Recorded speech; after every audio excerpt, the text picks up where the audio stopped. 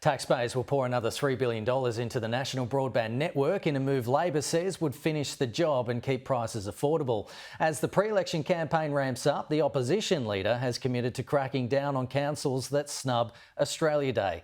Joining me live is National Senator Matt Canavan. Senator, appreciate your time. Good morning. Local councils against the coalition's plan to make them hold Australia Day events claim extreme heat and high costs are putting them off January 26, and some are even demanding compensation if they are forced to celebrate the National Day. That's according to The Australian. What do you say to that? Should they be compensated? Well, I think Australians expect their governments to celebrate Australia Day. The problem here has been that a number of councils have been using what are national events, citizenship ceremonies, to grandstand.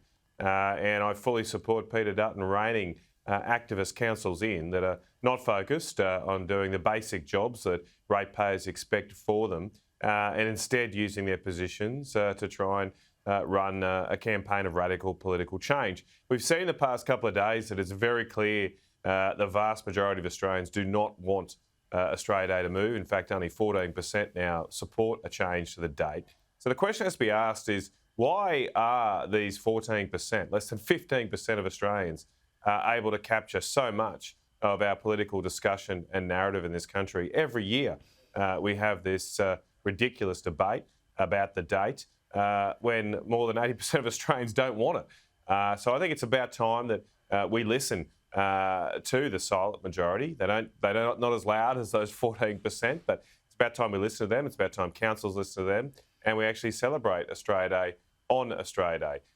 It's because it's been very clear that some councils have not been doing that in recent years, and so I think it's right that we set a proper standard for all Australians. Yeah, 81 councils last year didn't hold citizenship ceremonies on January 26 last year.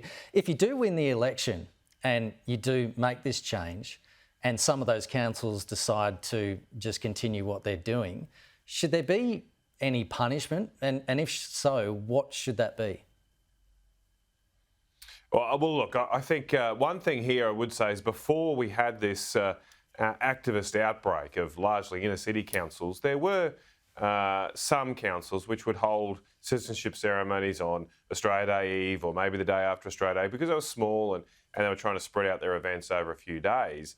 I think we should obviously approach this with a common sense, and if there is reasons why some councils in rural and remote areas that don't have the resources might have bigger areas to cover, maybe there can be some exceptions here. But as I say, the standard and the rule should be on Australia Day itself. And in terms of penalties, well, I think the ultimate penalty is we strip those councils of their right to hold these ceremonies. They don't have to be held by local councils. As I say, these are actually Australia Day events. There already is compensation provided to councils to provide and put on these events on behalf of the Australian government.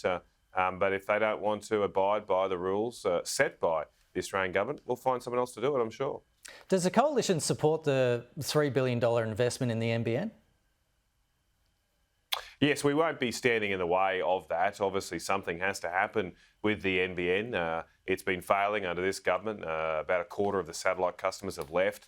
Last year, the NBN made a cash loss of $1.4 billion. That's a taxpayer-owned fund, so it's all a loss that we bear. So something has to happen. I mean, I think the details here are a bit skinny on exactly what the $3 billion will do and how it will turn around the NBN, but we're not going to stand in the way of that because clearly something has to be done. One of the reasons the NBN is struggling at the moment is because the likes of Elon Musk's Starlink is taking their customers. And at least where I live, out in rural and regional Australia, the services of Starlink are clearly superior to those of the NBN, and that's the feedback I get from customers, and that's why people are leaving in droves for them.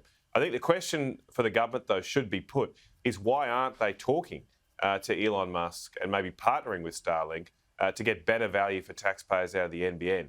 Just in the last year, we've seen Optus and Telstra sign agreements with Starlink to seek to expand mobile services right through the country. It could be a total game changer on that front. But why isn't the NBN doing the same? You've got to think that one of the reasons perhaps this government won't talk to Elon Musk is they just don't like his politics. And that sort of stubbornness is coming at the cost of billions of dollars of losses for the Australian taxpayer. So put aside your egos and put the Australian taxpayer first. That's my message to the government here, and get the best services for Australians and the best value for Australians from the NBN. Senator, good to see you. Thanks for coming on.